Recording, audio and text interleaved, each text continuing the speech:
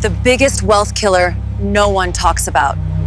I'm looking at how the average American spends their money each month, and there's one category on there that's absolutely destroying people's chances of building wealth. Now, most folks have no clue which one it is. You want to take a guess? It's not what you think. No. You see, everyone assumes it's their mortgage that's keeping them broke, or maybe credit card debt. But I've seen thousands of people's finances over the years, and the real wealth killer is something people actually brag about affording.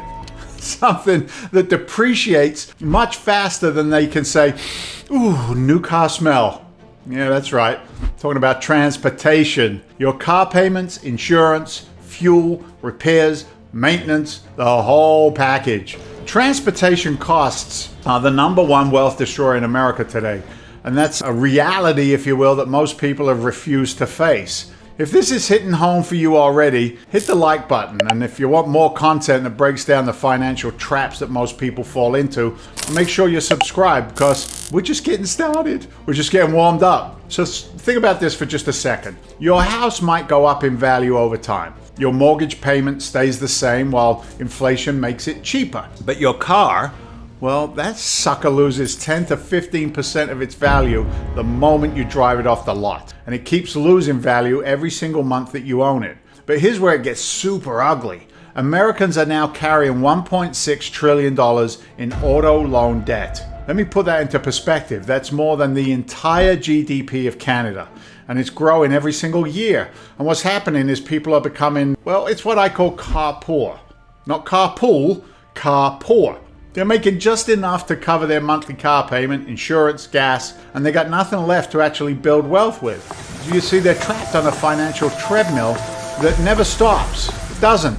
And most of them don't even realize that they're on it. The auto industry has convinced the entire generation that success, you ready, can be financed at 7.9% APR. They've turned transportation from a basic necessity into a status symbol that people will go into debt for decades if they can afford it. And while they're busy making those monthly payments on a depreciating asset, the wealthy are taking the same money and they're putting it into assets that actually grow in value. You see, the numbers are absolutely staggering when you break them down.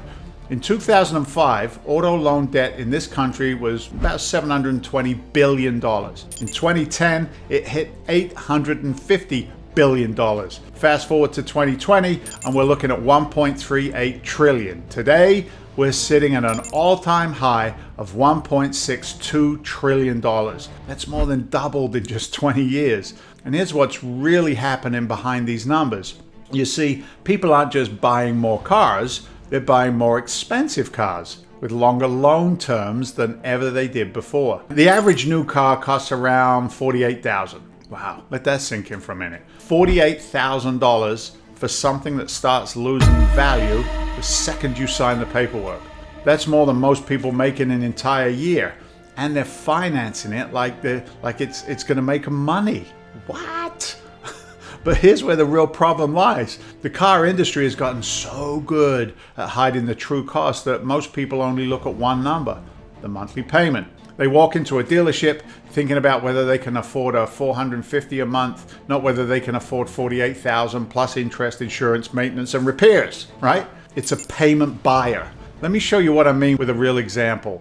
Take something like a middle-of-the-road car, a Honda Civic, supposedly one of the most practical, affordable cars that you can buy. Now, the sticker price as of today is around $28,000. Now, that seems reasonable, I would say, for a reliable car, right? Dead wrong. Here's what that affordable car actually costs you over 5 years, and these are conservative numbers. First, you got depreciation. That's around $11,000, and that's gone just because time passed and your car got older. That's $2,200 every single year for the privilege of watching your money disappear. Oh, then there's insurance. Even with a clean record and decent credit, you're looking at nearly $12,000 over 5 years. And if you're young or have any dings on your record, that number jumps to about $20,000 or even more. Fuel costs, another $6,400 over 5 years. That's assuming gas prices don't spike like they tend to do, like we love them to do. Financing charges, because unless you've got $28,000 sitting around in cash, you're going to be paying interest. You're going to pay the juice. Well, that's another $4,700, assuming you've got decent credit and you can put money down. Maintenance is around, I don't know, $3,200. Oil changes, brake pads, tires, filters, it never ends. Taxes and registration fees. Taxman's knocking. The government wants to get their cut too. $28,000. Oh, sorry, I exaggerate. $2,800. And repairs. Even reliable cars break down. Budget another, I don't know, $1,800 for unexpected stuff that always seems to happen right after your warranty expires. Go figure. You add it all up and your $28,000 affordable Honda Civic, well, it just cost you $46,800 over 5 years. That's nearly $50,000 for a basic economy car. But here's where it gets to be really painful, because that's not even the worst part of it. The worst part is what financial experts call opportunity cost. What's that? Well, you're spending that $780 every single month on car payments, insurance, and all the rest of the stuff. That's money that could be working for you instead of against you. After 5 years of payments, maintenance, depreciation, the Honda Civic is worth maybe, I don't know, $19,000 if you're lucky, and it's been well maintained, of course, with no accidents. So you've essentially lost $27,000 in net worth just to have the privilege of driving a depreciating asset around the town. But what if you could take that same $780 a month, that payment, and put it towards actual wealth building instead? Now, whether it's real estate, a business, or other cash flowing assets, that money could be generating income and growing in value rather than evaporating through depreciation. Look, conservative estimates show that money properly invested in income producing assets could easily grow to $60,000 or more over that same 5-year period, and that's being conservative. Let me repeat that, just in case you missed it. Car option, you've left with a $19,000 asset after spending nearly $47,000.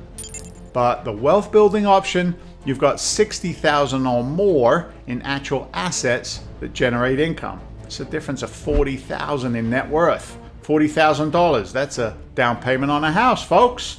That's a yearly salary for some people. That's real wealth gone because you wanted to look successful instead of actually being successful. Wow, we're getting into it today, aren't we? And here's the kicker. Most people repeat this cycle every 3 to 5 years for their entire work lives. They trade in that 5-year-old car for another new one, roll the negative equity into the new loan, and start the whole wealth-destroying process all over again and again and again. I've watched people do this for decades. They'll drive brand new cars their entire careers and wonder why they can never get ahead of themselves financially.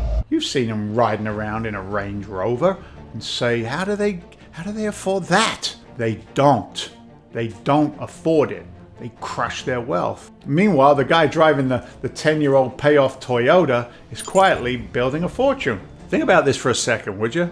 If you avoided just one of these wealth-destroying car cycles and invested that money instead, you'd have enough for a substantial down payment on a rental property. Do that twice, and you're looking at serious wealth building on that rental property. See, but most people never even consider this because they're too worried about what their neighbors think of their car. But the wealthy understand something that most people don't. Assets that go up in value make you rich. Assets that go down in value, well, they keep you poor. Simple. It's not rocket science. While regular folks are financing depreciating cars, wealthy people are buying cash-flowing real estate, growing businesses, and building investment portfolios. They're not trying to impress anyone with their monthly payments. They're focused on building actual wealth. But here's what really gets me juiced up. It really does. The car industry has turned this wealth destruction into a status game, and people are falling far behind, and they're falling completely out of favor. Keeping up with the Joneses, baby, 24/7. They're convinced, they've absolutely convinced an entire generation that your car defines your success. Oh, this gets me going. Walk into any dealership, and they're not selling you transportation, they're selling you an image. They're selling you the idea that the right car will make you more attractive, more successful, more respected even. You see it everywhere. Young guys stretching their budgets to the breaking point to drive a BMW or a Mercedes that they can't afford, thinking it makes them look like they've made it. Meanwhile, they're living paycheck to paycheck, one car repair away from financial disaster. And the marketing is absolutely ruthless. They don't show you the reality, sitting in traffic on Tuesday mornings, stressed about money, knowing you've got maybe 4 more years of payments on a car that's already worth less than what you owe on it. They show you success, don't they? Freedom, adventure, all the things that monthly payment definitely won't give you. So here's the truth nobody wants to hear. Driving an expensive car on a payment plan does not make you successful. Got it? Good. It makes you broke with good credit. The real wealthy people, they already know this. They know this. They've paid off cars. They understand that every dollar tied up in a depreciating asset is a dollar that's not working for them. They'd rather put the money into something that actually grows their wealth. But the pressure is real. Nobody gives you a pat on the back for driving a 10-year-old Honda that's paid off and running perfectly, do they? But roll up in a brand new $50,000 truck on a 7-year loan and suddenly people are like, whoa, you gotta be doing well. It's backwards thinking that keeps people trapped in the wealth destruction cycle. And it's getting worse, guys. The average auto loan term is now over 6 years. 6! People are taking longer to pay off cars than it used to take to pay off some houses. And by the time they're done paying, the car needs major repairs or replacement. This creates what I call the car poor trap. You're making enough money to afford the payment, so you think you can afford the car. But you can't afford to save money. You can't afford to invest. You can't afford to build an emergency fund. All your extra income is going to keep that depreciating asset sitting in your driveway so that everybody can see it. Even worse, many people end up upside down or in a negative equity position on these loans. This means they owe more than the car is actually worth. Recent studies show that nearly 1 in 4 car buyers are in this exact position. 1 in 4. So you might owe $40,000 on a car that's only worth $30,000. What does that mean? You're done and dusted, my friend. Game over. You're literally $10,000 in the hole just for the privilege of driving something newer. Privilege. Now look, I get it. In most parts of this country, you need reliable transportation. I'm not telling you not to have a car. I'm not telling you to walk everywhere or ride a bicycle to work in the middle of winter. Some of you could use that. I don't know. Anyway, a study by Capital One found that 67% of people said that having a car opened up income opportunities that they wouldn't have had otherwise. Now I'm getting it. So I'm not against owning a car. I'm against being stupid about it, okay? The problem isn't that people buy cars, it's how they buy them. And more importantly, it's how often they buy them. See, here's the thing. If you're smart about it, you can have reliable transportation and still build wealth. But you got to stop thinking like a consumer and start thinking like an investor. Let me give you 3 rules that can save you hundreds of thousands of dollars over a lifetime. Rule number 1, buy in what I call the sweet spot. This is when you buy a car that's 3 to 4 years old with about 30 to 40,000 miles on it. And here's why this works so well. You completely dodge that brutal first-year depreciation hit where the car loses 10 to 15% of its value before you even get it home. But you still get modern safety features, reliability, and often some remaining warranty coverage. The car that costs $35,000 brand new, well, it might be $24,000 at this age. That's $11,000 in instant savings that you can invest instead of giving to the dealership. Think about that. $11,000 that you keep in your pocket just by being patient. Rule number 2, follow what I call the 15% rule. Your total transportation costs should never exceed 15% of your monthly income. And I mean total costs, payment, insurance, fuel, maintenance, repairs, everything, all the stuff we've talked about. So if you bring home, I don't know, $3,000 a month, that's a maximum of $450 for all car-related expenses. Now, if you make $5,000 a month, you can go up to $750. Push past these numbers and you're getting dangerously close to becoming car poor. Most people, well, they only think about whether they can afford the monthly payment. That's exactly how the dealerships want you to think. But the payment, well, it's just the beginning. Add the insurance, gas, maintenance, repairs, and that affordable payment becomes a budget killer. Okay, rule number 3. This is where you actually start building wealth. Keep the car for more than 10 years. What? This is where most people completely blow it. The average person trades in their car every 3 to 5 years, which is absolute financial madness. Just when you're getting close to paying it off, just when the depreciation starts to slow down, they trade it in for another depreciating asset and they start the whole thing all over again. Instead, Buy once and maintain it like your financial future depends on it, because it does.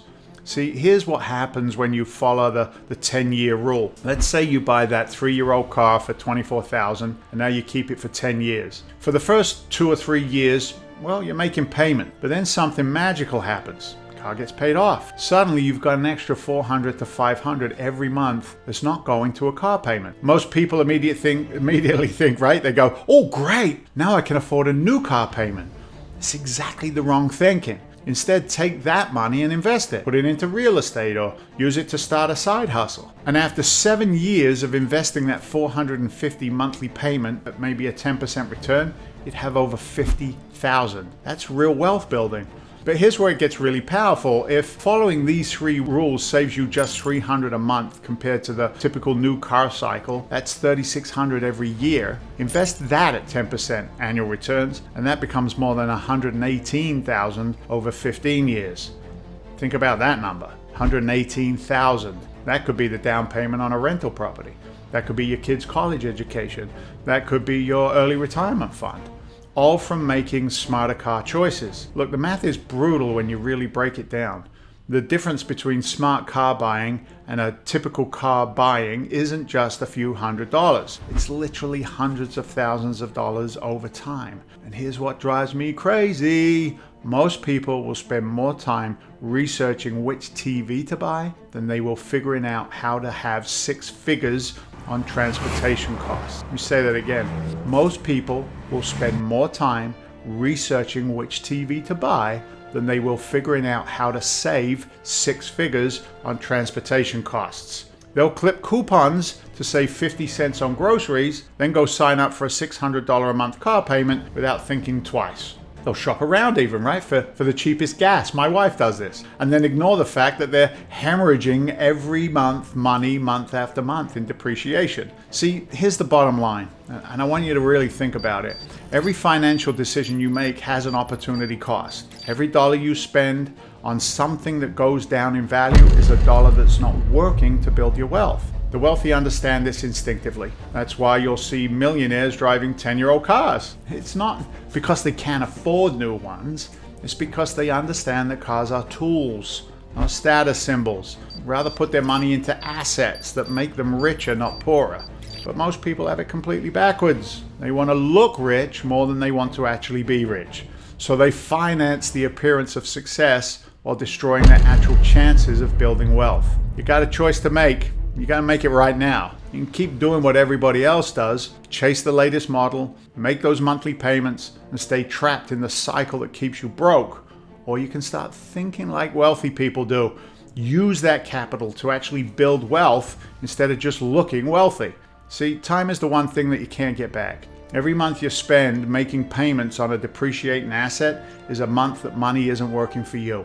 And the longer you wait to break this cycle, the more expensive it becomes. I've seen people in their 50s and 60s who've been making car payments their entire adult lives. They've paid for maybe 5 or even 6 cars over those decades. And what do they have to show for it?